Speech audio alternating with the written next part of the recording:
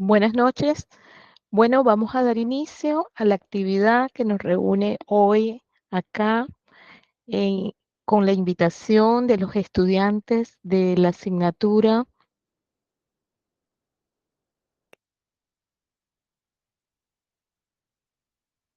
de una optativa 2 de la Universidad de Panamá, del doctorado en Ciencias de la Educación con énfasis en psicopedagogía.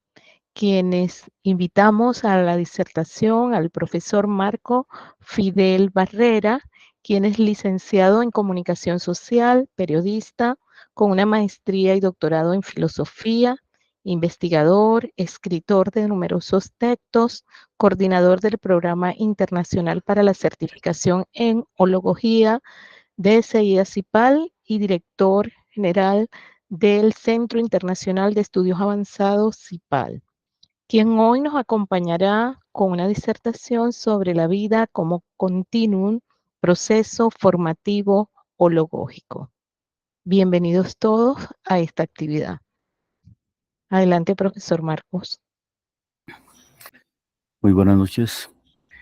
Quiero agradecer a la Ilustre Universidad de Panamá a través del doctorado en Ciencias de la Educación, con el énfasis en la psicopedagogía, y a través de la cátedra que coordina o que en este momento asume la doctora Suni Peroso, aquí presente. Estimada doctora, muchas gracias por tu amable invitación y el agradecimiento también para la cohorte. Y a su vez, para todas las personas que se han conectado, se van a conectar y van a, de alguna manera, estar siguiendo esta presentación.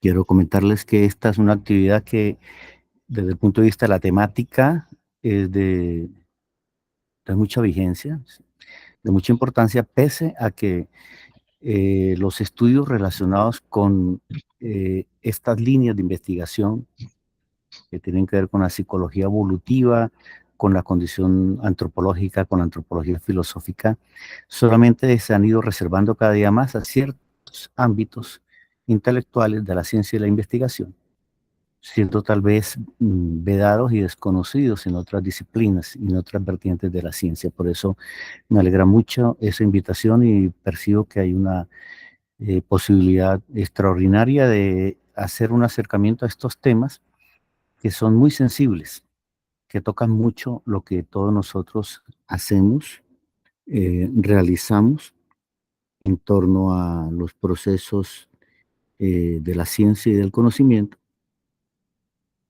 Y además, porque pudieran constituir, en cierta manera, una suerte de velado cuestionamiento a las tesis que se pregonan o que se exponen en ciertos ámbitos del saber y conocer, pero no se ha de ver en esta oportunidad de esa manera, sino más bien una contribución hacia los ejercicios de reflexión, de interiorización y de intelección asociados con las premisas que están de fondo, tanto de manera explícita como implícita, expuestas en el desarrollo de este tipo de argumentaciones, como son la actividad que se realiza en torno a los procesos asociados con la guiatura, con la orientación, con el acercamiento hacia la comprensión de los procesos de realización, como también lo que tiene que ver con la didáctica, esa guiatura, ese acercamiento, esa orientación que se hace a veces en nombre de la llamada educación, en nombre de la llamada pedagogía, en nombre de la llamada, de las distintas acepciones que se emplean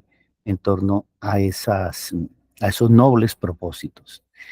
Claro está, el cuidado que corresponde o me corresponde a mí en esta explicitación tiene que ver con el manejo de ciertos conceptos y ciertos términos, justamente porque de eso se trata de hacer una serie de precisiones de orden semántico, de implicación filosófica, de implicación conceptual y de orientación formal con respecto a las maneras de hacer ciencia en nombre de estas disciplinas, en nombre de la tarea que corresponde, que compete a todos, a todas, a todas las personas, en torno a la intervinculación, la interrelación y el acercamiento hacia el reconocimiento básicamente de la alteridad. Y sobre esos aspectos gira este desarrollo que se va a hacer, se hace en torno a lo que tiene que ver con la hologogía. Y me corresponde, por supuesto, de manera sucinta, hablar sobre esta vertiente del saber y el conocer vinculado con los procesos cercanos a cada quien. He hecho un esfuerzo para, en cierta manera, advertir sobre ciertas premisas de este campo tan vasto, porque esto corresponde a un programa mayor que como diplomado se desarrolla en nuestra institución en alianza en algunas oportunidades con otras entidades y por supuesto que implica más tiempo, más desarrollos. Yo voy a hacer un acercamiento tangencial, me van a perdonar, no es superficial, es tangencial y es panorámico con el propósito de incitar, motivar, animar a que nos interesemos en estos aspectos que a veces se dan por sentados, que a veces se dan como por hechos o como necesarios o constitutivos y por lo regular lo que requieren es justamente actualizaciones, no tanto revisiones, actualizaciones y aprehensiones de orden conceptual que permitan precisar de mejor manera la tarea que a todos nos compete. Unos en el de adquirir conocimientos, otros el de otorgar o proveer conocimientos y a todos lo que tiene que ver con la identidad y la realización. Esa propuesta del desarrollo en estos términos asociados con la, el proceso hologógico me obliga, por supuesto, a conversar en torno a lo que es la hologogía. Y a su vez, a partir de esa explicitación, o con base en esa explicitación, advertir un proceso hologógico que nos permite reconocer algo que a veces es difícil de comprender, pero que hoy voy a tratar de precisarlo de alguna manera a través de diversas claves que he seleccionado de manera abreviada y por supuesto dejando otras más por el tiempo y las posibilidades que se presentan en este momento. Estas son reflexiones hechas con toda la buena intención.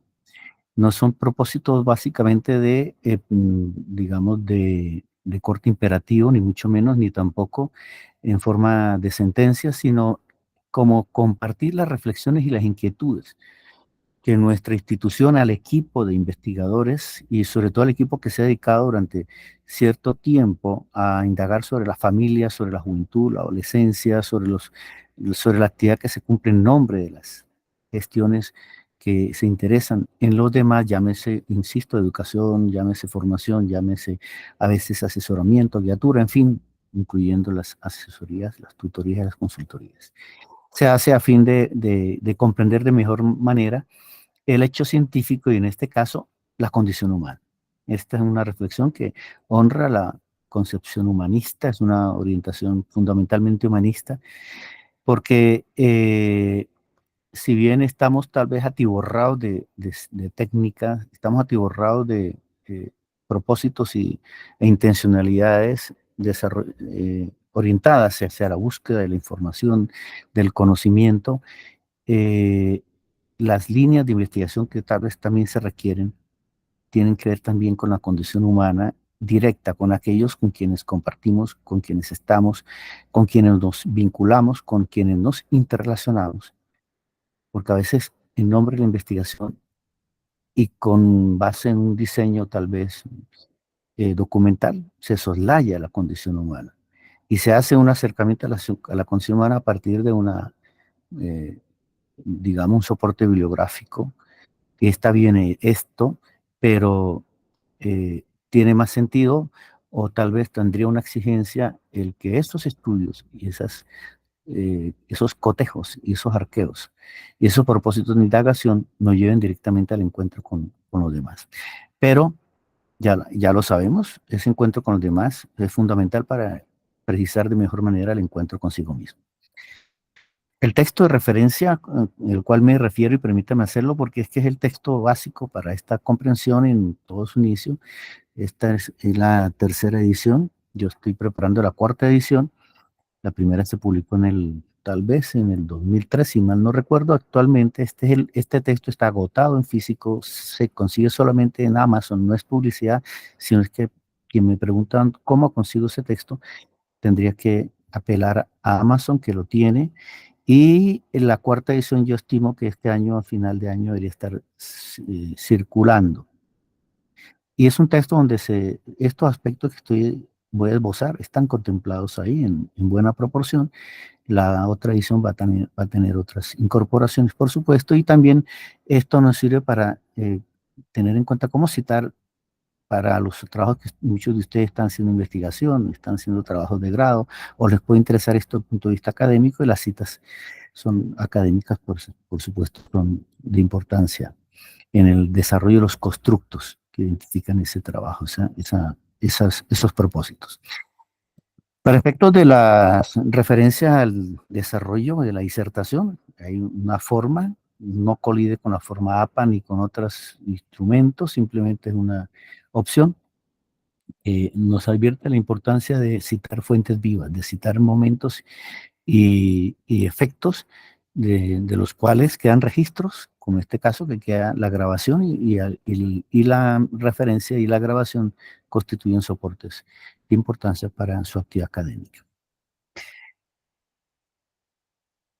Inicialmente es importante hacer algunas precisiones semánticas, porque todo lo que estoy esbozando, todo lo que se va a asomar, tiene que ver con estos conceptos, estos términos, que están marcados en una condición antropológica y existencial muy particular, como es el fluir, como es el devenir, sin que esto sea una loa necesaria o que se inscriba la reflexión a través de las tesis de Heráclito de Éfeso, con su planteamiento del ser en devenir, sino simplemente tener en cuenta, en alusión a esa metáfora, que estas reflexiones y estas orientaciones o estas precisiones semánticas en nombre de la hologogía siempre se hacen teniendo en cuenta que hay una condición del fluir, del devenir, del transcurrir, que garantiza, justifica y explica la condición humana como realización. O sea, podemos en un momento determinado acercarnos al humano, a cada quien, y especificar de ese fluir, de ese devenir o de esa condición existencial algo, un evento en particular. Pero ese evento en particular es simplemente una manifestación de una condición que es muy probable que cuando se vuelva a estudiar ese mismo evento en esa misma persona haya cambiado radicalmente a la manera de esa tesis heraclitiana vieja, donde se advertía que nadie se baña dos veces en el mismo río. O sea, el fluir, el devenir, las modificaciones, las transformaciones son parte de la cotidianidad. Pero ese devenir no implica una alteración de la identidad, que eso es lo que vamos a ver, y sobre lo cual tal vez se hicieron cuestionamientos a estos planteamientos, pero en los términos de los filósofos presentes saben cómo a través de Parménides se corrige o se advierte que ese fluir no va a significar que haya un cambio radical o un dejar de ser para hacer otra cosa, sino es una condición de permanencia que yo voy a explicar en esta noche a través de los criterios que me sirven de tamiz para este acercamiento a la ontología. He considerado que son importantes y espero hacerme comprender en ese sentido. Digamos que las actividades que se realizan en torno a la condición humana, que tienen que ver con el respeto, la atención, el cuidado, están vinculados, así como están asociados con vertientes, corrientes, también hay una serie de términos que explican, que orientan, que especifican particularmente esa preocupación, como es el caso de la orientación, la educación, la formación, la realización. Por eso estas reflexiones se van a hacer en torno a estos aspectos que permiten acercarnos a este tipo de comprensiones para a su vez distanciarnos. Por ejemplo, el concepto de orientación, todos sabemos que es un concepto de la antigüedad, que viene de la antigüedad porque para los antiguos del oriente venía la luz y el sol, y el sol va a representar la deidad y la búsqueda de la deidad implica también la asociación con esa orientación, con ese oriente hacia el cual se inclinaba el propósito de advertencia, de esa magnificencia y esa potestad que a través de esas metáforas fueron configurando tanto teología como teorías, como explicaciones, aparte también de doctrinas, credos, prácticas, usos, estructuras, arquitectura, en fin, lo que se quiera.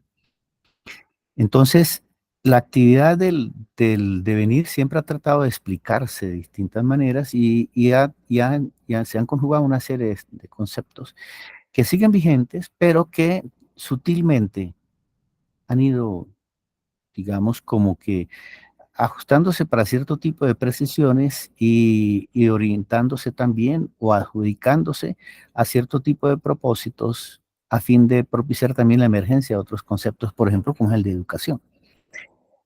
Si bien el sentido de la vida implica una orientación, obviamente los más críticos radicales advierten que así como se habla de orientación, ¿por qué no se habla a través de otras coordenadas y otras posturas, otros criterios cardinales, de otras maneras del pensar? Bueno, por eso la búsqueda después del norte, después del sur, después del occidente, cuando se habla de la cultura occidental. O sea, si los propósitos son topológicos, pues obviamente aparecen toda una serie de términos. Por eso ahí, en cierta manera, para algunos contextos resulta insulso pensar que hay que pensar que hay que pensar que el norte de nuestras vidas, ¿no? ¿Por qué el norte? O que el sur, o que no. Esos son recursos para la didáctica, las comprensiones que en un momento determinado emergen a fin de propiciar cierto tipo de advertencias y cierto tipo de conocimientos, pero que una vez que esos conocimientos, esas advertencias son aprendidas, son comprendidas, pues son trascendidas. El dilema está en que muchas veces esos sentidos de trascendencia no se comprenden del todo y no se comprenden también sobre algo que es fundamental y que todos los científicos aquí presentes y los conocedores y todos, todas y todos, saben que es que hay momentos en los cuales hay que crear los términos. Y los términos hay que crearlos justamente porque en aquellas oportunidades en las que cada uno de nosotros está frente a un conocimiento y la insurgencia de un saber novedoso, pues hay que delastrarnos de una serie de recursos y expresiones para generar otros más en medio de las coacciones que a veces existen y a través de las coerciones también que se plantean, especialmente cuando se dice que los términos no se pueden plantear tan alegremente o tan abiertamente. No, es que a cada uno de nosotros nos ha tocado en la vida científica, en nuestro propósito existencial y de comprensión de esa existencia y de los estudios y los análisis, los desarrollos, llegar a un momento determinado en el cual hay que converger hacia una semántica o una resemantización o hacia una serie de neologismos de fabricación propia o de recurso necesario para poder tanto nosotros mismos comprender lo que estamos descubriendo como aquellos presupuestos que se están manejando o que se están asomando en la actividad que se realiza. Es también, por ejemplo, el caso de educación. Muchas personas ignoran que la Educa era una diosa griega. En la cultura griega, cerca de 20.000 dioses o más explicaban y estaban asociados con todas las fuentes del saber y el conocer y con todo lo que tenía que ver con la vida humana. Tengamos presente que la filosofía y que todas esas metáforas y esos recursos del conocimiento que manejamos nosotros tienen un antepasado que es producto de una circunstancia, la aceptemos o no, que afectó definitivamente, radicalmente nuestra vida, y eso fue el advenimiento de una cultura que a través de Europa, que a través de ese impacto que se produjo en los países y en el continente europeo en general, se develó como aporte griego para nuestra formación y el acervo y la identidad nuestra. En la época pretérita griega, todo se explicaba a través de dioses, y entre tantos dioses, voy a permitir nombrar aquí a 3 de ellos, pues habían dioses que estaban asociados con todo y entre ellos unos asociados con la actividad de cuidado y de atención hacia las personas, en este caso hacia los niños y niñas, como era el caso de cuna. Por eso cuando nosotros llevamos a los niños a la noche, los bebés, ¿dónde duermen los bebés? En la cuna. ¿Pero dónde viene eso de cuna? Bueno, pues cuna, sabemos, era la diosa que se encargaba en Grecia, en la antigua Grecia, de cuidar el sueño de los niños, de velar el sueño de los niños, y los griegos le confiaban a la diosa cuna, el bebé, en las noches, para que conciliara el sueño y tuviera una noche feliz. O Romina, que era la diosa de los pechos grandes, que era la que amamantaba, o Educa, que Educa era la, mientras que Romina amamantaba, Educa enseñaba a comer. Y la diosa Educa, hay un texto de San Agustín que lo menciona eh, oportunamente, entre tantos otros dioses más, San Agustín de Hipona, el autor de la Ciudad de Dios. El, la diosa Educa era la encargada de enseñar a comer. Con el tiempo, esa diosa y aquella alusión a la tarea de la diosa es la que va a impactar la actividad que se va a realizar en torno a aquello que se va a llamar con ese sufijo acción, la acción de enseñar a comer. Ya no es alimentar, porque para eso están otras opciones. Para esa época y para esos pretéritos que aludo serían otros dioses. No sé, pero para la actividad que iba a realizar en el seguimiento y la orientación, se inspiraron en la diosa Educa. De ahí viene la concepción de la educación. Como aquella tarea, como aquella actividad que se orienta, que se determina, se destina hacia la tarea de enseñarle a los niños a comer, a las niñas a comer. Pero el alimento no es el alimento físico o el nutricional, sino es algo que metafóricamente después y alegóricamente va a asociar con el conocimiento, con el saber y a su vez con nutrir, pero nutrir el intelecto, la racionalidad, el intangible. Y por eso la metáfora de educación va a tener su validez, tiene su impacto y va a generar como analógicamente hablando, una manera de entender que la persona no solamente come, es que también necesita otra serie de recursos. Y esos recursos y esas orientaciones o esas instrucciones, esas direcciones van a inscribirse dentro de esa actividad que en la antigua Grecia se llamaba educación, o la tarea que cumplía la diosa Educa. Ahí no para la cosa, porque educa en su etimología, por eso es en cierta manera equivoco cuando se dice que educación, que educar viene de ducere, que sacar. No, el prefijo e, que es un apócope de ex, es desde afuera, duce en latín, y en su expresión hacia la derivación del griego, indica guiar, conducir. Educación y la acción de conducir. Cuando se dice educación, se dice es la tarea de Duce. Recordemos que cuando nació el fascismo, a Benito Mussolini lo llamaban en Italia el Duce, el conductor, porque es el conductor, el ducere es el verbo que indica conducir, pero en educación significa conducir ex desde afuera. Luego la educación viene a hacer la tarea de la conducción desde afuera. Cualquier parecido con la realidad no es mera coincidencia, por eso la educación es más conducción desde afuera y que instructiva, es direccional, es intencional, es a veces exigente, radical, y tiene parámetros de observación y de control externos permanentemente, concretamente. Por eso no es mera coincidencia que esa educación ocurra en esos términos, porque realmente está honrando la etimología y la orientación.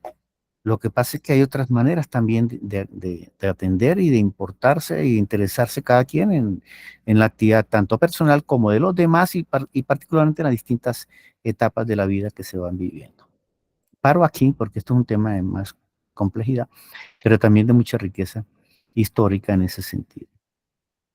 Luego la educación viene a ser esa actividad que se realiza en torno al proceso y al interés personal, societario, cultural, familiar también, de dirigir, de orientar a los demás, porque porque sí hay momentos en los cuales, y el humano como humano requiere de esa actitud, pero a eso se reduce la actividad que compete a ese anhelo y ese deseo de orientar a los demás. Todos sabemos que no se reduce a eso, pero sí es un recurso justificable, pero hay otros aspectos que hay que tener en cuenta. Otros. Hay otros conceptos que surgieron y están asociados con esta dinámica que es importante que tengamos en cuenta, como entre ellos el de la formación, que tiene dos acepciones en línea gruesa. Una, los filósofos aquí presentes deben recordar los principios de causalidad de Aristóteles, donde para explicar el sentido y el origen de las cosas en sí, se menciona el principio de material, el principio eficiente o la causa eficiente, la causa final también, la causa formal. Entre todas las causas, siendo la causa formal la manera mediante las cuales se especifica que algo sea lo que es independientemente de la materialidad que le componga. Por ejemplo, la causa material hace que las cosas sean de una manera determinada por su condición constitutiva esencial. Por ejemplo, la madera, si la madera es la causa material, esa madera es fácil, digamos, se tienen, reconociéndola, identificándola, y a partir de ahí nace la ciencia, las ciencias fácticas, el desarrollo con Aristóteles, no solamente con él, por supuesto, él es un sistematizador histórico y por supuesto también es un aportante extraordinario al caudal del conocimiento y del saber y de la ciencia. Pero a través de esa causa material, ¿cómo se distingue que esa madera y esta madera y la otra madera sean, qué es lo que hace que sean distintos y se nombren de manera distinta? Pues para él es la causa formal. Y la causa formal es que cada madera tiene una forma distinta, por eso la madera de la puerta es puerta, hace que sea puerta. La madera de un lápiz hace que esa madera forme el lápiz, o de una mesa o lo que se quiera, un dintel, lo que se quiera, un taburete, una silla. Esa causa formal, y ahí viene la estructura, el realismo, propicia que entonces los procesos asociados con el conocimiento impliquen el acercamiento a esa forma. Y esa forma, en la medida que se observa, ahí entran de importancia, entran los sentidos y esa aseveración aristotélica que dice que nada llega al intelecto que no pase primero por los sentidos, es la que va a originar una concepción de la actividad formativa o de la actividad asociada con el conocimiento en nombre de eso que se llama formación, que es justamente propiciar que esa forma se informe para que exista un criterio de veritativo entre la adecuación entre la cosa en sí y aquello que se piensa de la cosa. Eso va a dar origen al mito de la objetividad, va a dar origen a una ciencia que se va a llamar siglos después positivista, el desarrollo de las ciencias fácticas, los diseños tanto experimentales como los diseños que atienden la actividad de adecuación y de consulta directa con las cosas y los eventos para poder decir esto que sé y esto que se dice es así porque miren, eso está ahí en la realidad, consiste de esa manera. ¿Y cómo se procesa el conocimiento? Pues a través de esa adecuación que va a permitir ver la forma, y recordemos, la forma es la manera, esa causa que emerge y que impacta los sentidos y dice esto es así. Luego, el método por excelencia va a ser la observación, y a través de la observación, con el apoyo de los sentidos, esa forma se informa. Dentro, forma, y aparece una noción del conocimiento que todavía perdura, que es la información. ¿Qué es la información? Es justamente la forma interna que se opera a nivel conceptual, a nivel racional, pero en relación directa y proporcional con la cosa observada. Eso es impresionante, pero por eso en algunos contextos, que no son los contextos tal vez académicos muy depurados como los actuales, pero en algunos contextos hay un momento en que, y las ciencias y los desarrollos del conocimiento exigían que justamente hubiese esa adecuación entre lo que es observado y la cosa para poder dar cuenta de que aquello que se notaba y se percibía y se registraba realmente era cierto, era verdadero y pare de contar. Pero en algunos contextos se quedó la noción del conocimiento asociado con la información, mientras que en otros momentos también hay otro concepto que va a aparecer y que va a propiciar que las actividades en torno a la justificación, la explicación de la posibilidades de realización se tengan en cuenta bajo el concepto de realización. Este es un concepto que tiene visos, por supuesto. Bueno, el otro criterio en línea gruesa asociado con la formación es mucho más reciente y es una metáfora bonita, romántica, pero perversa a la vez, que es el concepto de formar como darle forma. Y por eso en algunos planteles, algunas instituciones, yo a veces me sorprendo cuando visito algunas instituciones donde veo poemas hermosos, donde hablan que al niño es como una plastilina, que es como barro dispuesto para darle la forma. Y esas son unas metáforas que encantan a los manipuladores. Son metáforas que desdicen de la condición antropológica y consideran que el humano simplemente es una plastilina, es una materia dúctil a la cual hay que moldear. Y como no se puede moldear, eso es una condición que puede conducir a un sufrimiento de aquellos moldeadores, llámese manipuladores, o de aquellas personas que bajo esa pretensión sufren, porque si bien, digamos, la persona no logra salir o emerger con las maneras y los estilos que se exigen, esto puede crear una sensación de frustración o de insatisfacción. Pero es que esas metáforas hay que cambiarlas, son otras metáforas las que tienen que prever o hacer unos estudios más profundos sobre esos aspectos, porque es que ahí hay una situación en torno a la actividad que se realiza en nombre de esa educación, en nombre de la formación, en nombre de la orientación. Y es que eso lo advertía Castillo de Castilla del Pino, un autor que casi siempre cito porque me parecen unas tesis sencillas y muy bonitas. Y es que nosotros nos acostumbramos a un sobreentendido y desarrollamos toda una discursividad en torno al sobreentendido hasta que tardíamente podemos darnos cuenta, tal vez no siempre, pero en algunas oportunidades, que ese sobreentendido está sustentado en un malentendido.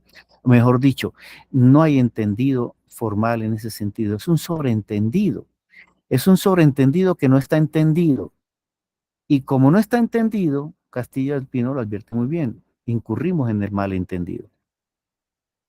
Los términos, las palabras, eh, digamos, de importancia significativa, las keywords, los textos, los aspectos que determinan la fundamentación de un discurso cualquiera, hay que revisarlos, hay que precisarlos y hay que actualizarlos para ser más justo y honesto tal vez el ejercicio intelectual y más diciente. Y más diciente porque el proceso formativo visto de la manera aristotélica es muy distinto, que conduce a la información, a cuando es visto bajo esa metáfora que surgió a posteriori asociado con la formación con el propósito de dar forma, pero para dar forma hay que tener a alguien que tenga esa habilidad y realice esos propósitos en nombre de una didáctica, en nombre de una metódica, en nombre de una teorética, en nombre de una sistemática, llámese estructura, llámese organización, llámese Estado, en fin, todo lo que detrás de eso está presente. Otro concepto también es el de realización, que si bien está inscrito en el ámbito eh, del realismo, tanto epistemológico, en este caso haría un giro epistemológico para los epistemólogos aquí presentes, provee otra metáfora de importancia extraordinaria en torno a esos intereses que todos tenemos tal vez de acercarnos a los demás y nosotros vernos a nosotros mismos en una tarea de búsqueda del sentido de la vida, a la manera del decir de Víctor Frank, del sentido de las cosas y de la justificación de nuestra presencia en la existencia y en el devenir y en la condición propia.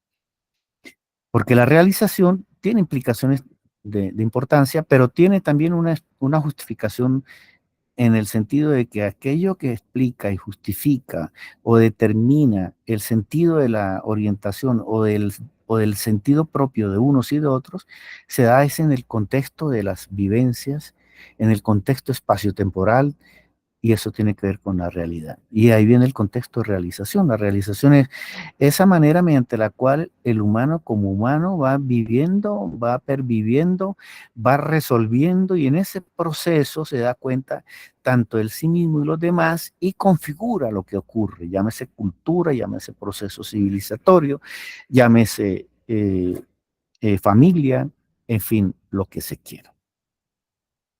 Espero, esta reflexión lo que estoy iniciando de esta manera como para crear un tamiz de cierta serie de preceptos, de conceptos, para poder ir con más profundidad hacia el develamiento, lo que va a consistir en cierta manera en este propósito de reflexión, la llamada hologogía. También hay otros criterios de orden filosófico que tienen que ver mucho con la condición antropológica, y esto es un aporte de la antropología filosófica, en el sentido de reconocer que el humano como humano, en esta condición, digamos, o en la condición propia que le corresponde, está en cierta manera determinado, configurado por, o se ve bajo ciertos criterios, o en este caso, para esta lectura, que son muy importantes y son necesarios. Esto lo digo con esta lectura porque algunos de ellos, pues, por supuesto, en ciertos contextos y ciertas culturas no es así, no es así. Por ejemplo, el concepto de unidad, el humano como humano es uno. Pero en otros conceptos, el humano como humano sigue siendo escindido, dividido, a la manera de esa noción antropológica del cuerpo y del alma, donde se trabajaba el cuerpo por un lado y el alma por el otro lado, eran irreconciliables, y entonces, ¿qué hacía el pobre humano en una sociedad y en su vida si estaba configurado por dos esencialidades opuestas, radicalmente opuestas, que no pueden ni verse ni tocarse por el riesgo de contaminación que se presentaba? Y sobre eso todos sabemos que había argumentos, había ritos, mitos, desarrollos, estructura, legislación, lo que ustedes quieran en ese sentido. Hoy la antropología ha ido advirtiendo y definiendo un concepto antropológico que advierte que el humano como humano es uno en toda su enteridad, uno con una característica muy particular como es su especificidad. Esto no lo admiten todas las antropologías, ni todas las regiones, ni todas las culturas, pero en este esfuerzo intelectual que nos ocupa, esto es un criterio de mucha importancia. En el sentido que si bien es cierto que hay una unidad y una enteridad, esa unidad y esa enteridad se manifiesta también bajo la especificidad de cada quien. Por eso hoy, sin falsa modestia, podemos decir, cada uno de nosotros es un original sin copia. No estoy aludiendo al eslogan que tenía esa empresa de fotocopiadores en su momento, eh, sino que en el sentido antropológico es importante que advirtamos eso. Es tan importante la advertencia de la especificidad de cada quien, porque en eso se juega cada quien la posibilidad de realización. Claro, en algunos contextos esto es peligrosísimo, porque cómo decirle a alguien, tú eres único, tú eres especial, tienes una posibilidad histórica de realizarte, tienes una tarea, tienes una condición de realización en camino a la cual tienes que converger.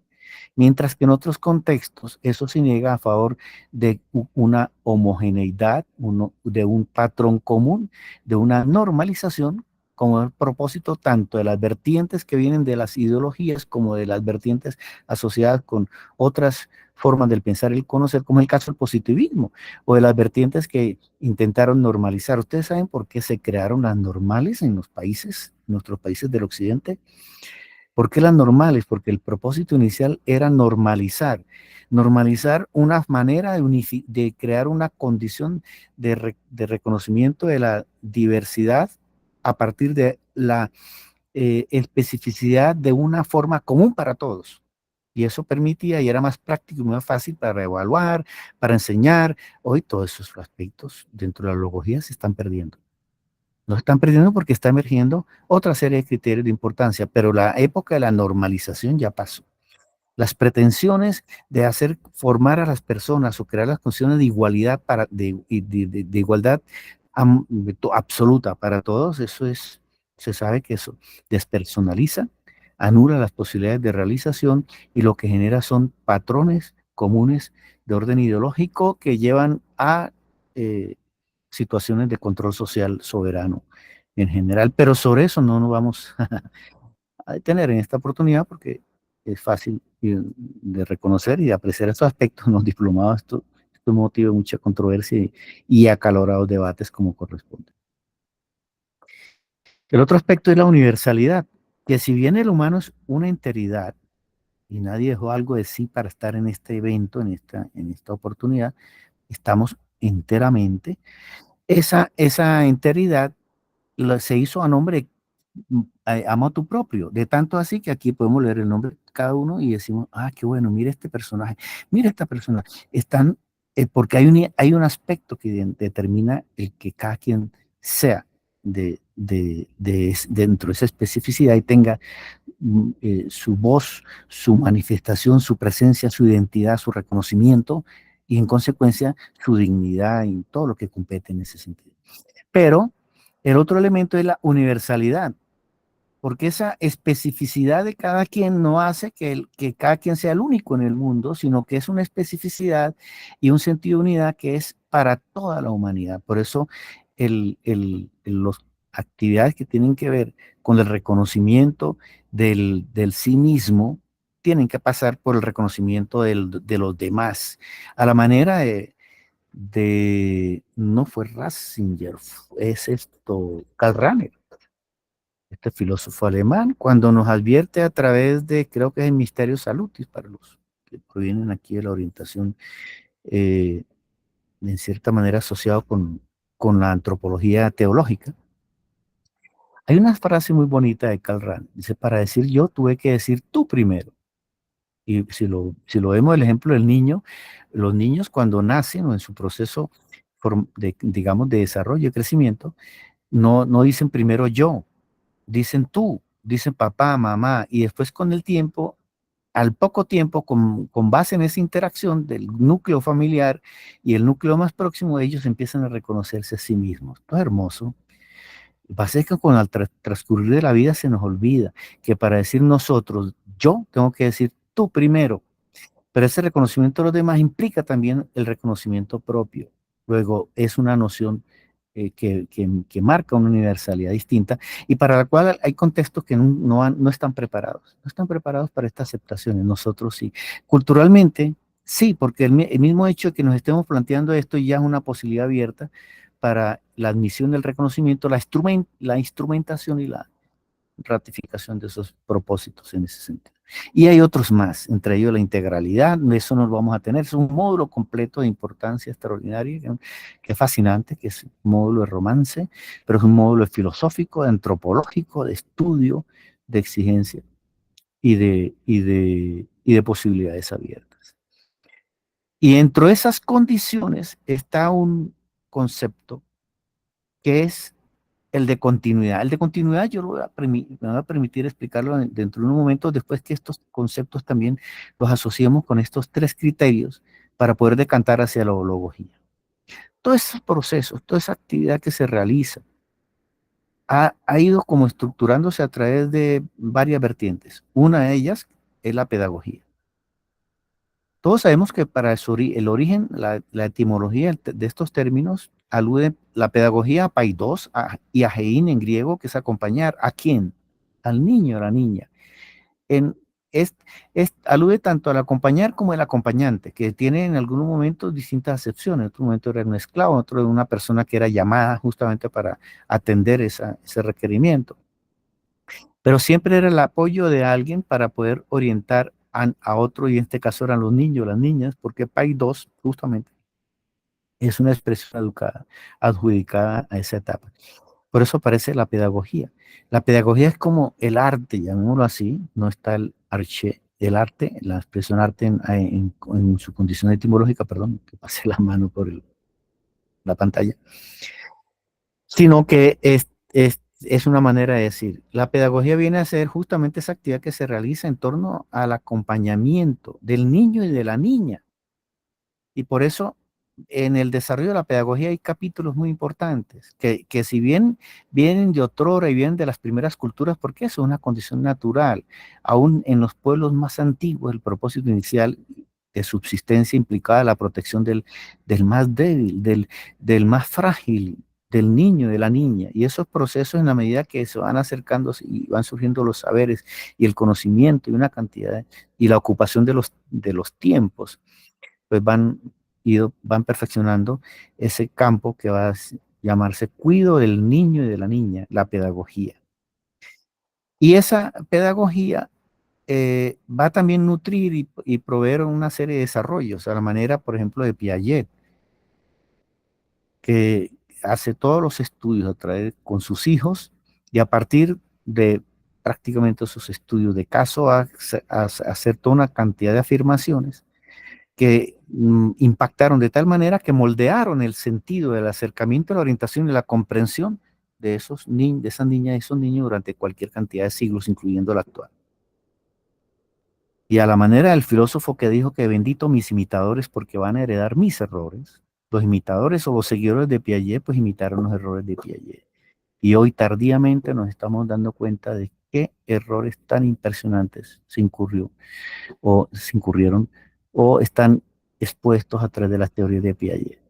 Y sobre todo que afectaron fundamentalmente al niño, la niña y por supuesto también al adulto, especialmente cuando en las tesis piagetianas se hace advertencia de la inmadurez del niño, como él lo explica a través de sus obras, y de cómo arremete contra el niño y la niña por considerar que era un ser prácticamente que no está desarrollado, que todo lo que alude a la definición en torno al niño por lo regular es un no, no, es un ser inconcluso, es una persona inmadura, y asocia la madurez con la adultez, craso error. Craso error porque tardíamente nos dimos cuenta que el adulto era maduro, que ya estaba formado, que ya estaba saciado en materia del saber, el conocimiento y la identidad y la personalidad. No, no. Tardíamente nos dimos cuenta que el adulto, como adulto, también necesitaba formación, atención, cuidado, afecto, cariño, aprecio, exigencia, dirección, orden, disciplina, pero también estímulo, motivación, reconocimiento y orientación. Pero para que ocurriera eso, tuvo que perturbar esa línea feliz que se traía en la pedagogía a través de otros desarrollos y otros conceptos.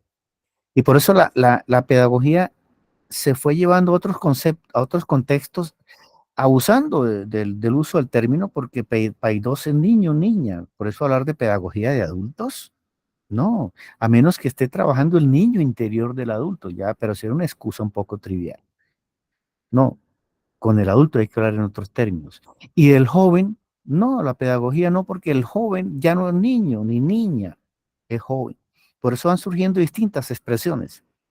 Pedagogía, como esa práctica, esa costumbre, esa actividad que se realiza de acompañamiento. El acompañamiento es un decir, ¿no? Todos sabemos que eso tiene mayor implicación. Es un proceso de dirección, orientación, tutoría, consultoría, asesoría, lo que se quiera, ¿sí? Y de ahí están en cierta manera implícitas las tesis que se van a desarrollar a través del naturalismo, con Rousseau y otros autores más. Pero llegó un momento determinado en que se descubrió que el joven, ¿dónde estaba el joven ahí?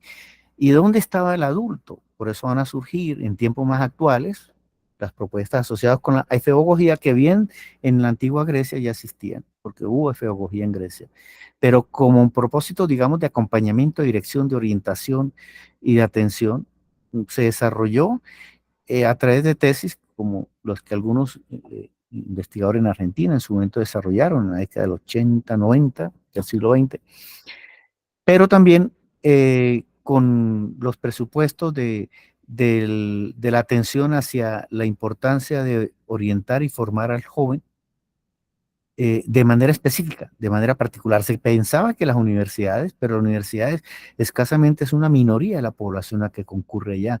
Y en las universidades abocados hacia el adulto se olvidan del joven porque el propósito no es ser joven, sino es prepararse para ser adulto a través de una profesionalización, a través de una determinación específica de una actividad profesional que le va a permitir insertarse en la actividad productiva y en el contexto de la sociedad en la cual está, a la cual pertenece o en la cual está vinculado.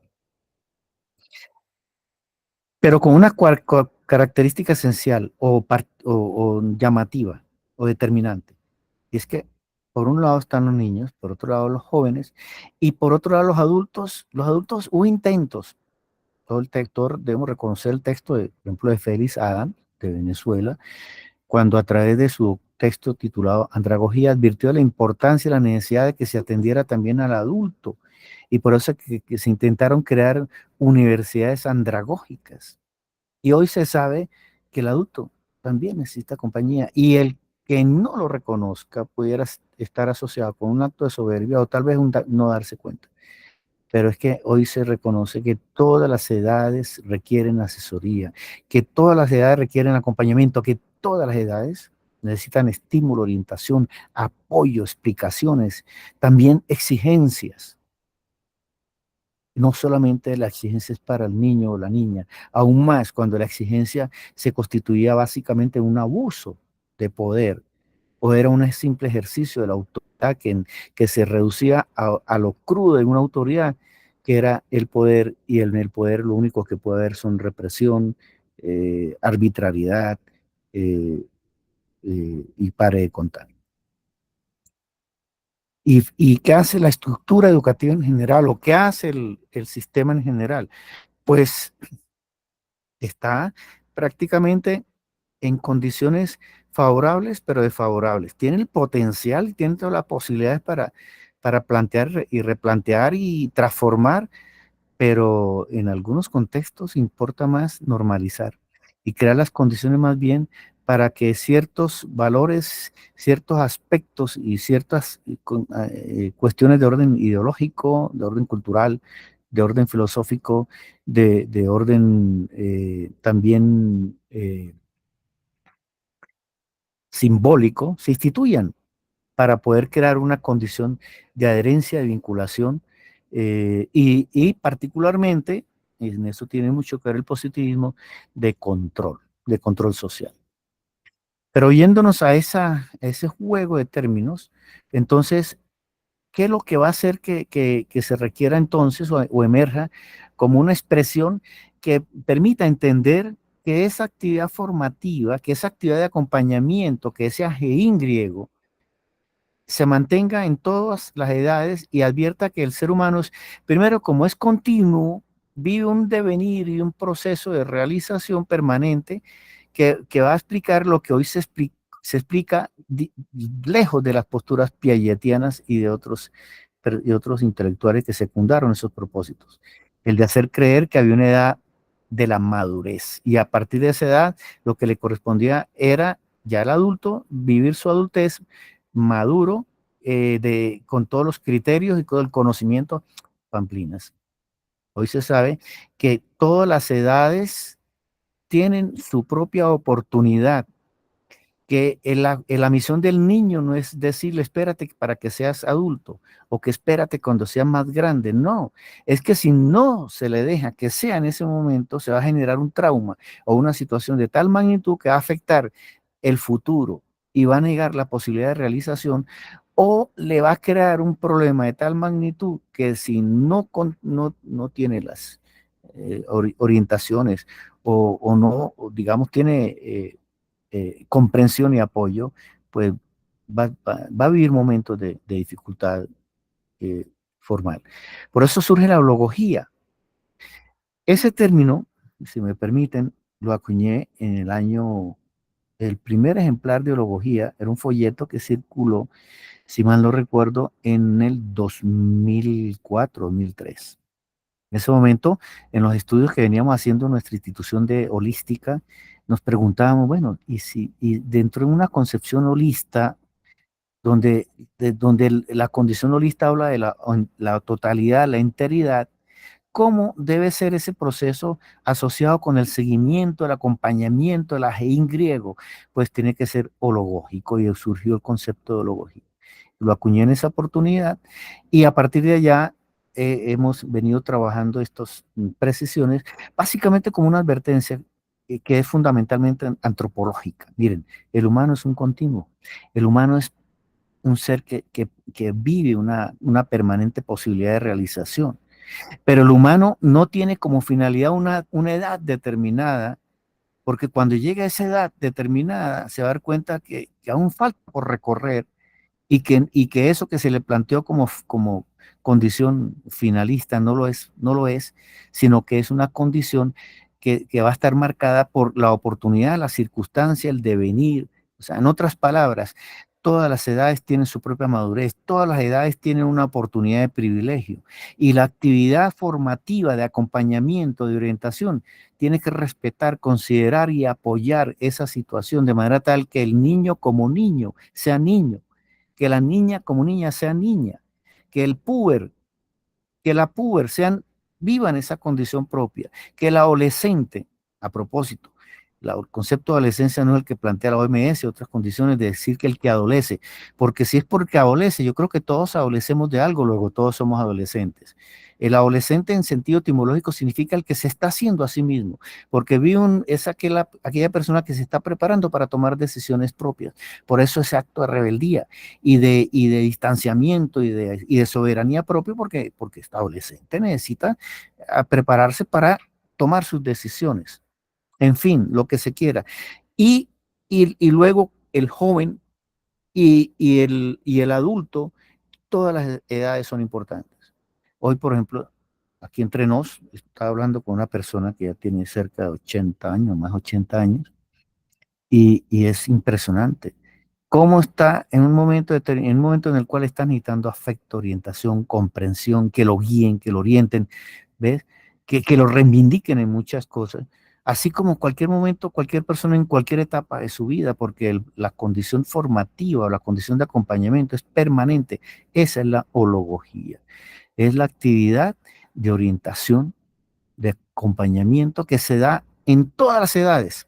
Por eso, basta de arrogancia, esa arrogancia del adulto que cree que ya está formado.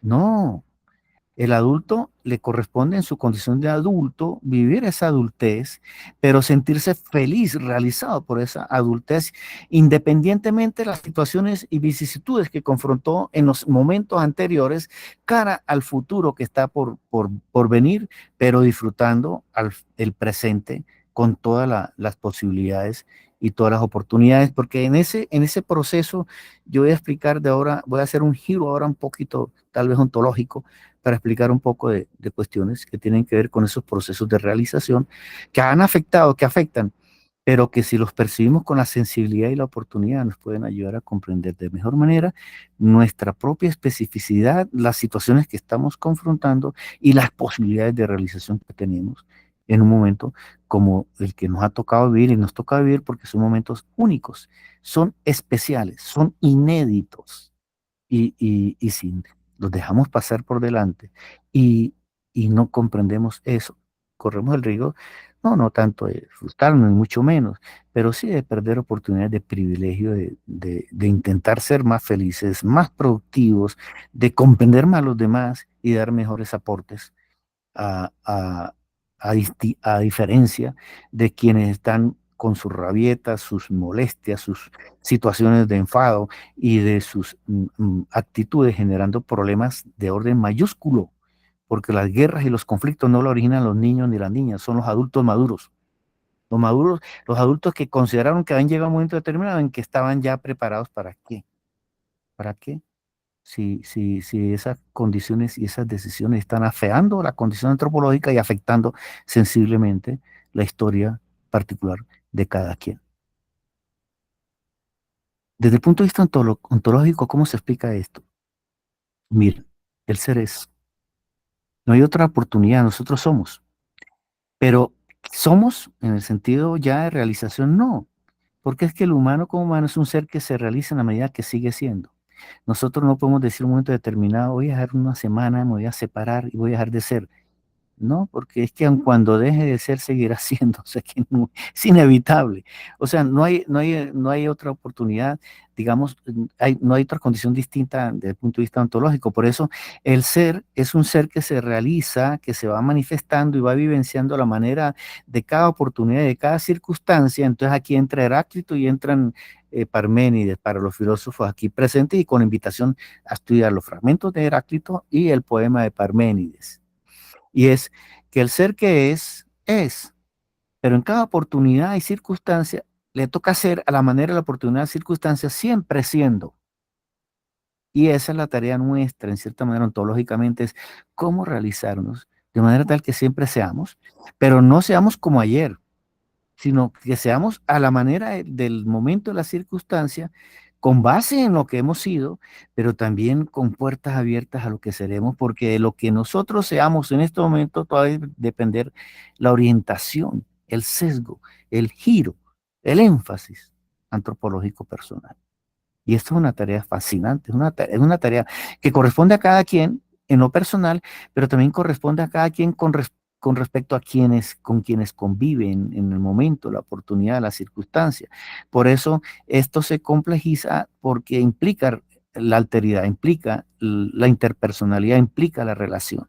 Y eso es una especificidad o una particularidad extraordinaria. Orden antropológico que a algunos asusta, obviamente, pero que en la medida que se comprenda esto, desarrollaremos algo que en algunos de mis escritos, y no, eso sí, no es mío propiamente hablando, es un reconocimiento a algo que se plantean a través de distintas formas, distintos autores, lo que es la inteligencia relacional, es que tenemos que ser inteligentes para relacionarnos y relacionarnos, sabernos relacionar sin incurrir en procesos digamos, de manipulación o de oportunismo, no, es que el saber relacionarnos, el saber comprender a los demás, pero también el saber tomar posturas con respecto a los demás, en fin, todo ese juego y efectos de orden relacional es importante. Pero me estoy desviando de esta reflexión ontológica. Luego, ontológicamente, ¿qué corresponde a cada quien ser? Y ese ser, bueno, es un ser que es. Y es un ser que es porque en un momento determinado otros seres decidieron que fuera.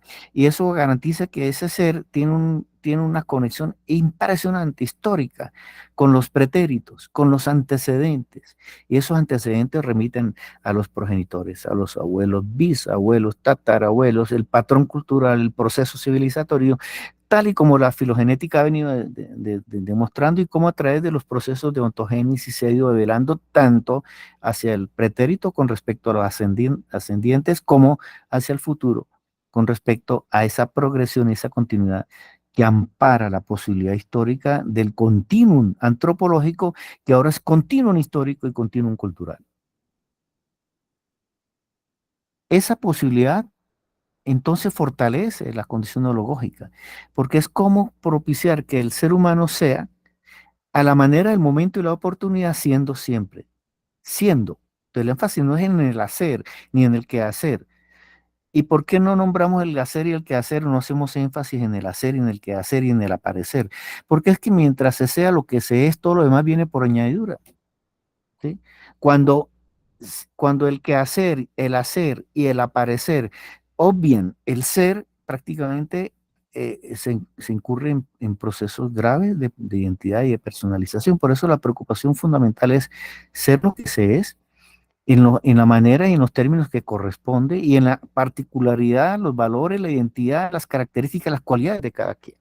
Y eso hace la originalidad, eso hace que cada quien sea inédito y tenga oportunidad y tenga que bregar por también emerger en el mundo de las oportunidades y también, si es posible, exigir a otros que le den su propio reconocimiento.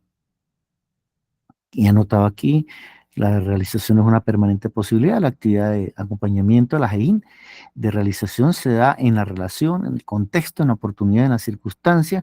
Y aquí aparece un concepto que no lo explicité, pero en el diplomado sí lo trabajamos bastante, que es el asociado con el, la condición cairológica. La cairología o el efecto cairológico es tan interesante que nos advierte lo siguiente.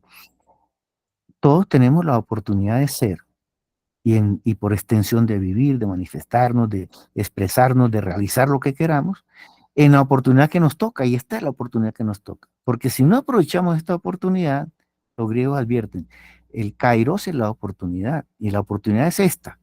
Y si nos quedamos esperando la oportunidad, como algún patrón cultural nos hizo creer, cuando le decían al niño, espérate que cuando sea grande ya verás, y cuando era grande ya no pudo porque necesitaba hacer en la oportunidad que le tocaba. Entonces viene el Cronos y se lleva el Kairos y entonces se genera un vacío de posibilidades impresionantes. Pero sí hay personas nostálgicas de no sé qué. Pero sí hay personas que están esperando las oportunidades para tomar decisiones. ¿Cuándo? ¿De qué manera? Porque las oportunidades son en el aquí, en el ahora, en la condición existencial, porque hay una condición ontológica que exige o que tiene preeminencia, y es la posibilidad de cada quien de encontrarse consigo mismo en el consorcio y en el contexto de los demás y poder emerger con personalidad e identidad de la mejor manera. Todos estos aspectos son propios del trasfondo y de la condición neurológica, aún más porque cualquier acercamiento de orden antropológico es un acercamiento de continuos, de procesos, de secuencias. Por eso esa visión fragmentaria del humano que lo redujo un momento a tener una cosa o lo separó y lo escindió antropológicamente en su interioridad, pero también lo escindió en la condición relacional, lo clasificó en clases, en grupos, en facciones, en tipología, por favor. Hoy se sabe, por ejemplo, que la raza humana es que solo hay una raza, la humana, o que hay una sola condición fundamental antropológica bajo una condición que permite reconocer que todos y cada uno son.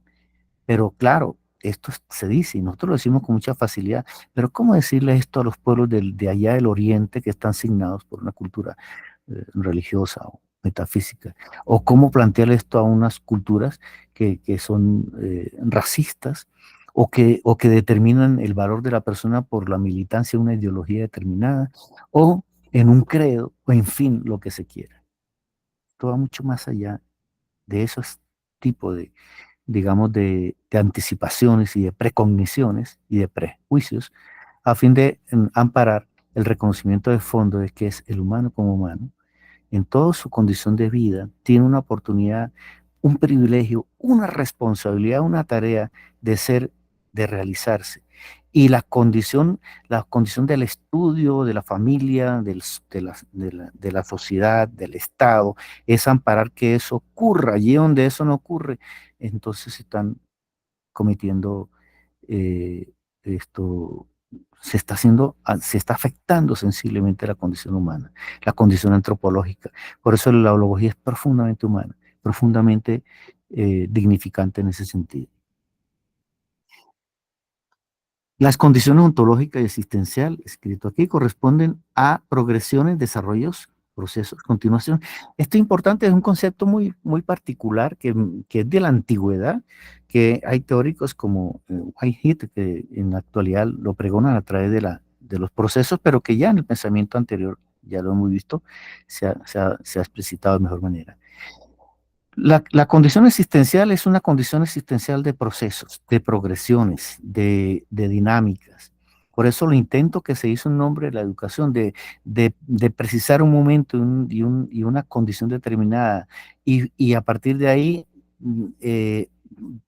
evaluar y crear patrones de admisión y de reconocimiento antropológico en nombre de los saberes se convirtió en un problema serio. Y se ha convertido en un problema serio que no se ha resuelto todavía.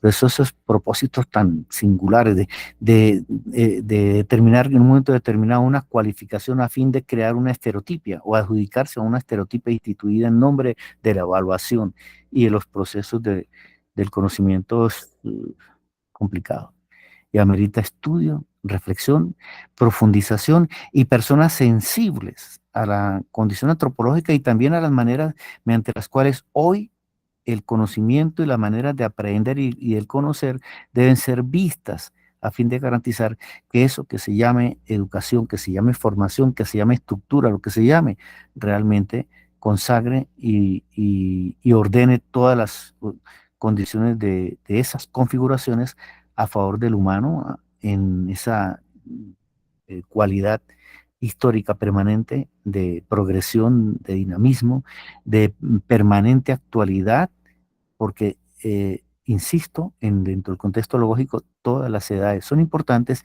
y a cada edad le corresponde su madurez. Y esto implica que entonces, más que metas, ojo con esto, se trata muy bien de secuencias, de dinámicas y de procesos. Más que destinos y finalidades, se trata de un devenir, y cómo se evalúa el devenir, y cómo se acompaña, y cómo se orienta, de qué manera.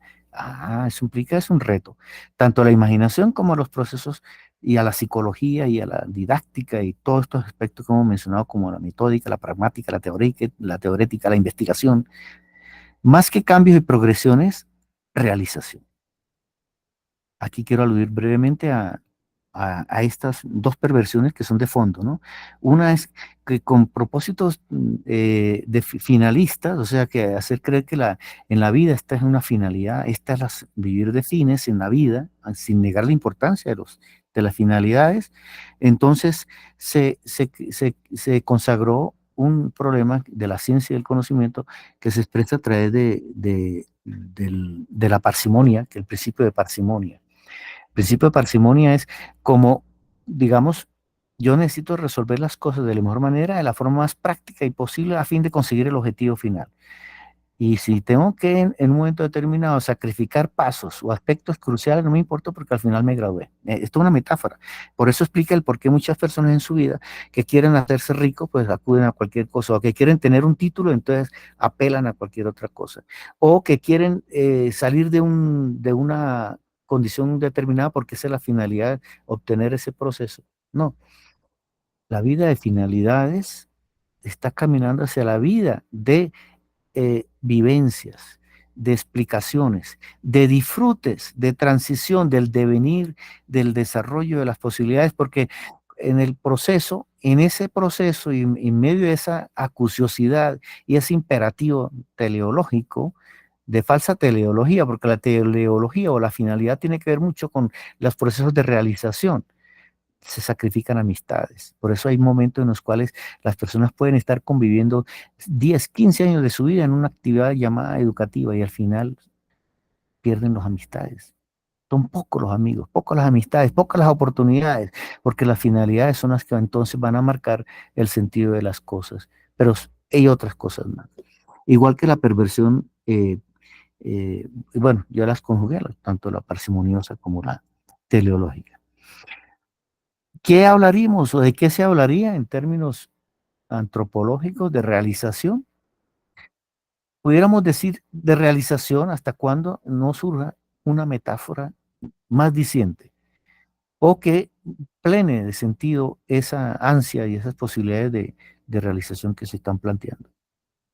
La realización es una metáfora, he escrito aquí, que advierte la importancia de vivir cada quien en tiempo real y a plenitud su condición ontológica, su oportunidad vivencial, su singularidad existencial en todos y cada uno de los momentos, etapas, oportunidades.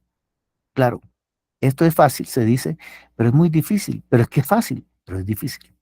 Porque en el fondo estamos hablando de la oportunidad de que cada quien sea lo que es en términos de lo que le corresponde.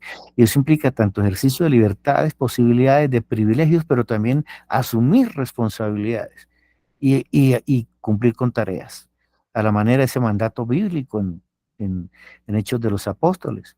A cada quien recibe de acuerdo a sus necesidades, ajá, pero aporta de acuerdo a sus capacidades. O sea que tiene esa condición digamos, de doble propósito, de complementariedad en ese sentido.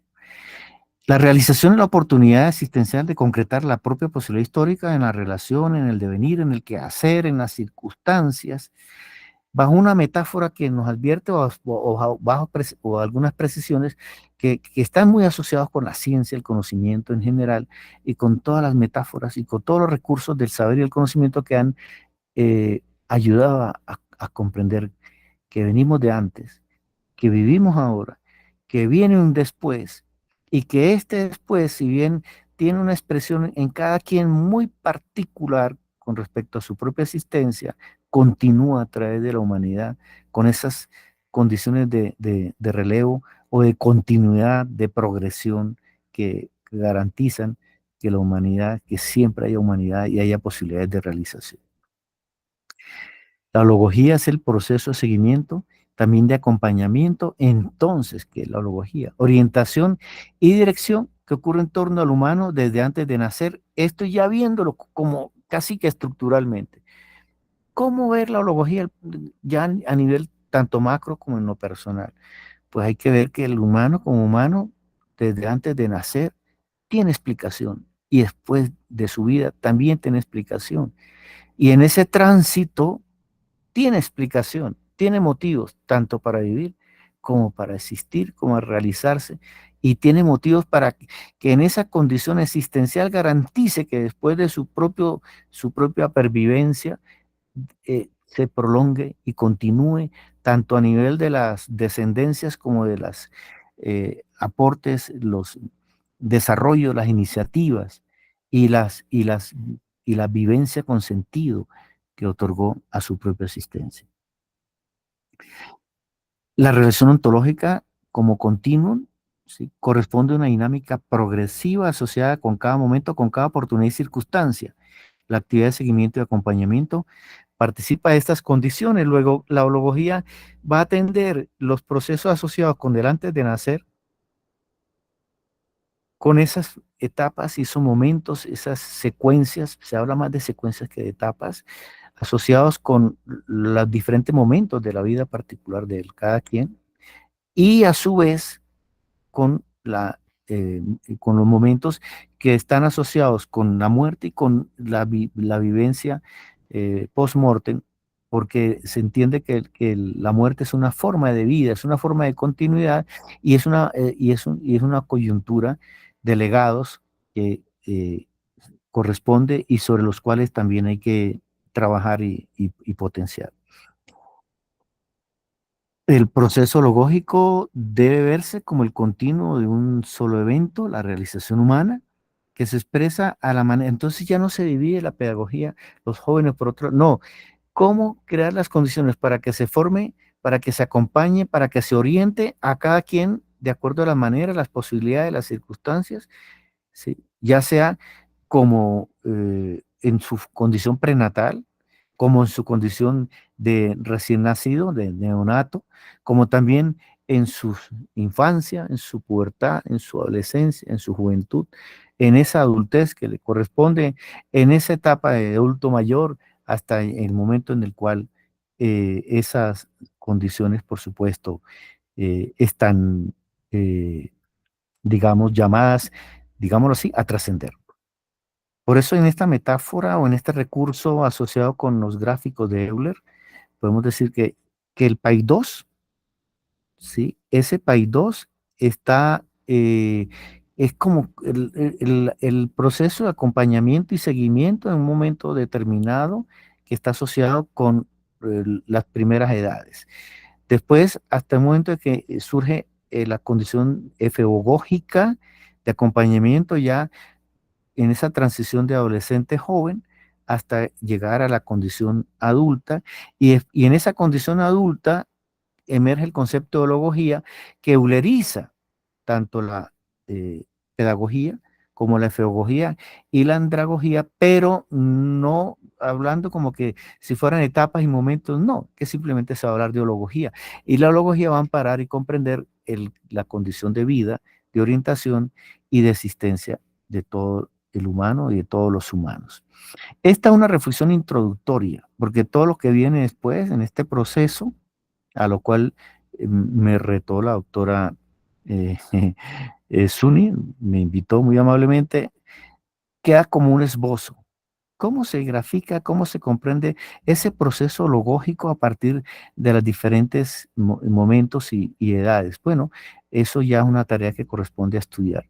Cómo desde antes de nacer el niño y la niña, ese ser que está siendo, que inicialmente no está siendo tal vez previsto, porque esto es un proceso de relaciones, de interrelaciones, de afectividades, de emocionalidades, que ahí vienen donde se involucran culturalmente una cantidad de situaciones, porque en algunos contextos es muy distinto, especialmente allí donde los papás son los que hacen la negociación para casar el hijo con una hija, con una niña, y en fin, los procesos son distintos. Pero dependiendo de la cultura, esas condiciones son distintas, como lo es a la manera tal vez más conocida por todos los aquí presentes, a menos que haya alguien que esté conectado desde una región, por ejemplo, islámica, donde se vive la aventura. Cada persona tiene la posibilidad de vivir una aventura y cada posibilidad de comunicacional y de afecto y de aprecio y de enamoramiento, prácticamente es una telenovela y una novela propia, que es inédita, que corresponde a cada quien vivirla para comprenderla y vivenciarla de la mejor manera. Pero esos procesos van a llevar entonces a determinar en las investigaciones que se han hecho y hemos hecho que hay momentos particulares de cada momento, de cada etapa, de cada condición asociados con el antes de nacer, ¿sí? Con el antes de nacer, cuando esas personas que van a ser progenitoras sin saberlo se cruzan, el efecto mariposa, la condición caológica, se encuentran y de alguna manera tal vez mistérica se va revelando un afecto, un aprecio, un, un, un, un propósito común que en algunos momentos puede ser denominado enamoramiento, como lo decía Paffer, un psicólogo al respecto, decía, enamoramiento significa andar en el amor. Lo que pasa es que a veces no se dan cuenta esas parejas que andan en el amor hasta que al fin caen en cuenta. Y en la hologogía ese momento, esa condición anterior es tan hermosa y tan necesaria para entender y comprender cómo es que entonces viene a ocurrir esa fase, ese momento en el cual ya empieza la historia de cada quien de otra manera a través de la identidad y las posibilidades propias y cómo cuando se engendra y cuando se va gestando y cuando en ese contexto de amor, de cariño, de aprecio, que no son siempre, porque hay condiciones que hacen, que explican el por qué haya niños que no quieran nacer y así haya criaturas que quieran nacer cuanto antes para conocer a sus padres. Pero eso es historia que en otro momento estaremos contando a través del proceso hologógico. Muchas gracias, estimada doctora, estimados participantes, y espero que estas reflexiones nos ayuden y nos orienten a comprender de mejor manera eso que llamamos vida y eso que llamamos el continuum hologógico, la continuidad existente. Gracias, gracias Marcos. Nunca voy a dejar de alegrarme y de tener la satisfacción de escucharte en este proceso porque de verdad que es hermoso. Por eso cuando compartía con mis estudiantes el ciclo de vida, te dije, esto es como muy tradicional. Quisiera que ustedes vieran otro planteamiento desde la hologogía, porque de verdad que es, es hermoso. A mí no me canso de verte explicar, no me canso, cada vez que te veo explicarlo, me gusta más y entiendo otras cosas. De verdad que es otra forma de ver esa vida. Bueno, vamos a tener unos minutos de preguntas. Quienes estén interesados, por favor, con la manito para que el doctor nos atienda un poco, algunas dudas, algo que queramos conversar con él. Las manitos, no veo. Ah, bueno, todo quedó muy claro y le gustó a todos. ¿Alguien tiene alguna pregunta? Pero yo vi unas manitos y ahora no las veo. Déjame ver si es que tengo aquí escondidas las manitos. ¿No? No las tengo. Bueno, ajá, Diane Castillo. Adelante, Diane.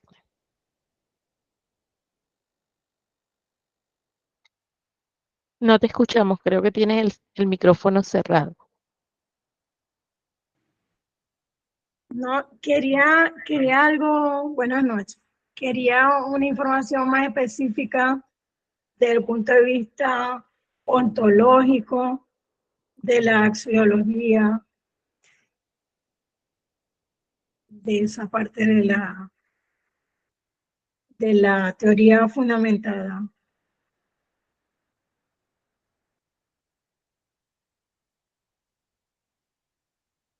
Marco, tienes el micrófono cerrado. Si no, no sé, me pareció que mencionaba la teoría fundamentada. Sí, De eso no estamos hablando. De la parte ontológica más específica. Pero sí, pero está bien, estimada doctora. Creo que es Elena quien está preguntando, ¿no? Sí, es que todo esto son acercamientos tangenciales, apreciada doctora. Son maneras de acercarnos a una serie de precisiones de mayor complejidad y lo quise hacer así de manera muy no superficial. Es que esto es un esbozo y un asomo a fin de incitar y motivar el estudio y la complementariedad. Pero esa pregunta es valiosísima porque es que en el fondo las condiciones ontológicas son las que determinan la identidad y orientan los procesos con respecto a las cosas que queremos. Y el asidero ontológico yo se lo recomiendo a todos. Por ejemplo, cuando alguien quiere advertir con respecto a qué es lo que determina que algo sea lo que es.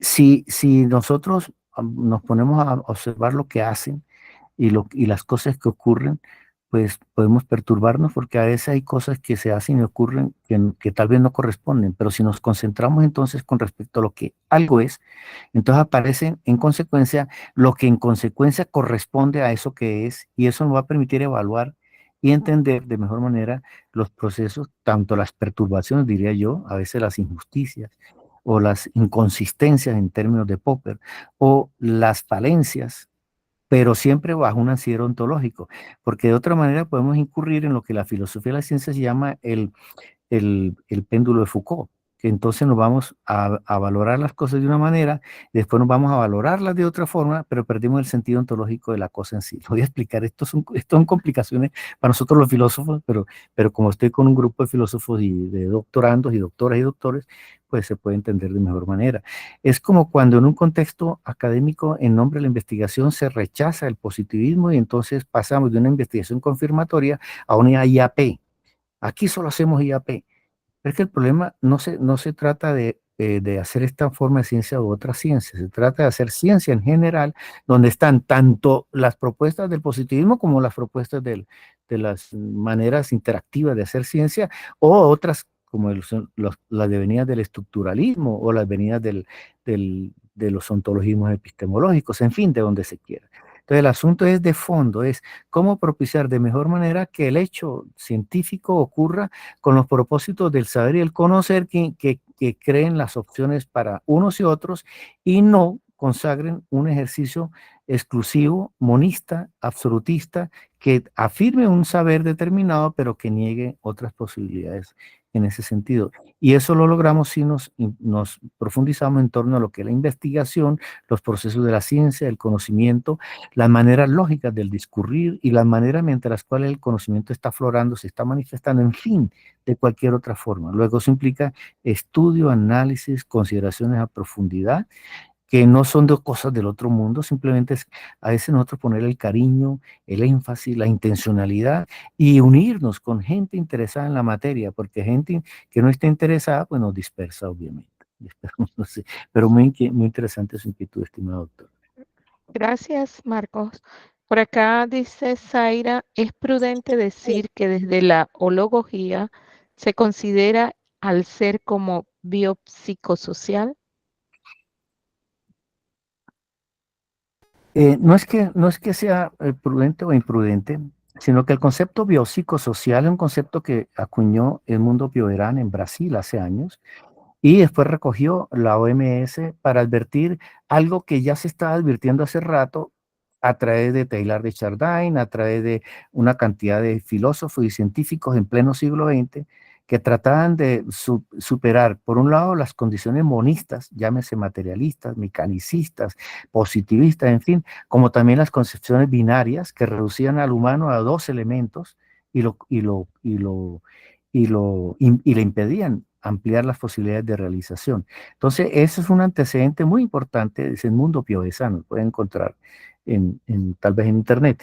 Y es es importante antecedente de los caminos que van siguiendo la ciencia y el conocimiento y sobre todo la antropología filosófica para poder decir y responder las preguntas mayúsculas, como cuáles, ¿quién soy yo? ¿Cómo soy yo? O sea, ¿quién eres tú? ¿Qué somos? Y en consecuencia, ¿qué nos compete? ¿Qué nos corresponde? Preguntas que todavía no están respondidas del todo, pero que desde el punto de vista de la antropología filosófica hay aportes extraordinarios, siendo uno de ellos el concepto de integralidad.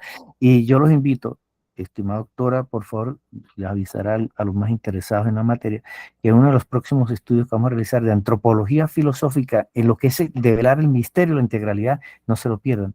No se lo pierdan porque es un poema, es un, es un estudio de importancia extraordinaria en medio de tendencias que quieren animalizar, que quieren materializar otra vez, que quieren reducir, que quieren esclavizar al humano en nombre de cualquier cosa.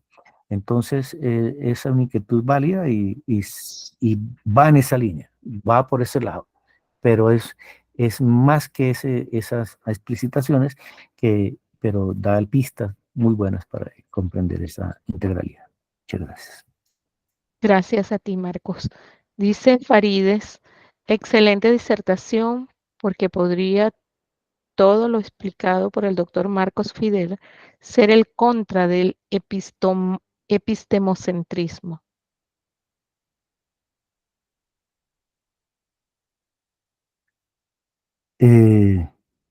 Entiendo que es una afirmación, no una pregunta, o sea que no Sí, hay problema. sí, estoy leyendo algo de los comentarios. Zaira tiene la manito levantada, no sé si quieres preguntar algo nuevamente. Pero Hola, permítame decir doctora algo Zuni, con buenas respecto, noches. si me permiten algo con respecto al comentario que acaba de hacer el estimado doctor, no sé quién fue, es interesante e importante, ¿no? Farides. Sí, hay momentos en los cuales como que hay un efecto de intelectualización, pero la epistemología sigue siendo importante, necesaria, porque la epistemología nos va a permitir comprender, entender, profundizar hasta que llegue el momento en que trascendamos, pero de otra manera no habrá trascendencia. Adelante, estimado doctor. Zaira, adelante. Gracias, doctora Zuni. Excelente, doctor Marcos, muy interesante y pertinente en el caso de nosotros toda esta conferencia que nos permitió en esta tarde, bueno, ya esta noche. Con respecto a la pregunta que hacía y la respuesta que usted me dio, entonces podríamos, bueno, haciendo el cambio de si pertinente o no pertinente, podríamos entonces decir que el concepto de biopsicosocial transmutó o pudo tener esa significación tanto como usted lo explicaba ahorita, que fueron los principios y fue todo lo que se quiso hacer para explicar quién soy, cómo soy, por qué lo soy, para poder llegar a lo que hoy hablamos como ese proceso o lo lógico. Digamos que el concepto biopsicosocial recoge en un momento determinado o expresa en un momento determinado en la década del 70 y ¿se escucha? Sí, escucha. En la década del 60, del 70 y el 80 del siglo XX, aquellas tendencias que trataban de develar el sentido de lo humano y llegar a una comprensión mucho más humana, digámoslo así. ¿Eh? Y esto queda como un excelente antecedente. Pero digamos, hay otra serie de aspectos que digamos, pudieran, digamos, se potenciaron, se magnificaron y se complementaron, pero no es, digamos, la felicito porque es un concepto que emerge y tiene autoría propia, ¿no? Pero, digamos, hay instituciones y hay entidades que no han llegado todavía a esa concepción que es de la antropología filosófica.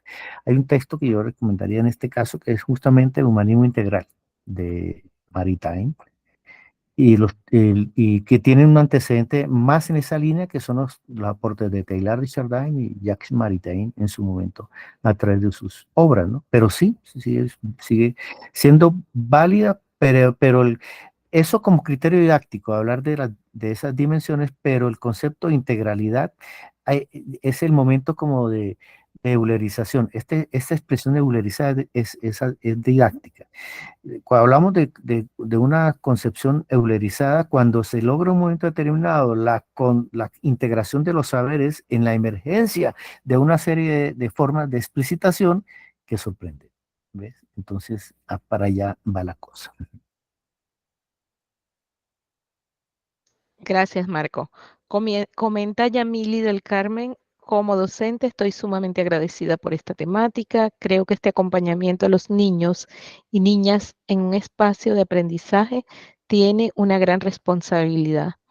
Si se considera la logogía y ese continuo del ser humano, nos hace ser acompañantes y no formadores, para de alguna manera dar el espacio para que ellos mismos tomen lo que quieren aprender, conocer, saber.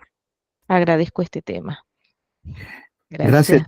gracias, estimada doctora. Yo lo que quiero complementar lo siguiente. En el proceso zoológico todos nos sentimos zoológicamente en la misma condición del saber y el conocer, pero como en recursos de la didáctica asociados con la edad de cada quien. El que está en esa dinámica está exigido, obligado a seguirse formando, seguirse actualizando, comprendiendo, trascendiendo y comprendiendo, sobre todo la didáctica de la comprensión y la didáctica en reconocernos todos como también aprendices del saber y de la vida. Yo creo que una de las cosas más bonitas, por el caso suyo, estimada doctora, es que yo creo que usted disfruta mucho de lo que aprende de los niños y de las niñas, porque los niños y las niñas enseñan en todo momento, así como nosotros podemos enseñarles a ellos, y todos estamos en una dinámica de aprendizajes y de conocimiento. Y esa dinámica va a permitir que ese concepto de la educación asociado con el ejercicio del poder desaparezca. Porque no es poder, es simplemente saber. Eso lo explican dos autores de manera muy particular y a mí me gusta siempre advertirlo un poco. Por un lado Foucault y por otro lado Carlos Corsi en Colombia. Porque mientras nosotros nos reconozcamos como conocedores, porque tampoco vamos a decir que no conocemos, pero el conocimiento se ordena hoy a mayor conocimiento, pues entonces estamos urgidos por conocer y entonces nos sentimos todos como universalmente aprendices. Pero también en ese aprendizaje estamos otorgando saberes y estamos propiciando la emergencia de más conocimiento. Pero cuando ese saber se confunde con el poder, lo que va a ejercer es el poder y no el saber, y por eso en algunos contextos es más poder que saber lo que se ejerce. Gracias, Marco. Sí, lo vemos a diario en la academia. Eso es más poder que saber. Bueno, ¿alguien más? Bueno, si no, estamos cerrando esta sesión. Queremos los participantes de la optativa 2 del doctorado en Ciencia de la Educación, el ser humano en el contexto de su formación psicopedagógica, educativa, mi persona que los oriento y trabajo con ellos en esta asignatura y todos los presentes, agradecer al doctor Marcos Fidel por su disertación, por darnos la oportunidad de compartir con él estos conocimientos que yo digo que solo se aprenden en CEIACIPAL y que solo lo escuchamos desde quienes manejan la comprensión holística de la ciencia desde la metodología y desde la educación. Gracias y que pasen feliz noche todos. Gracias por la Muchas gracias. invitación. Gracias por la Felicidades. invitación. Feliz. Gracias.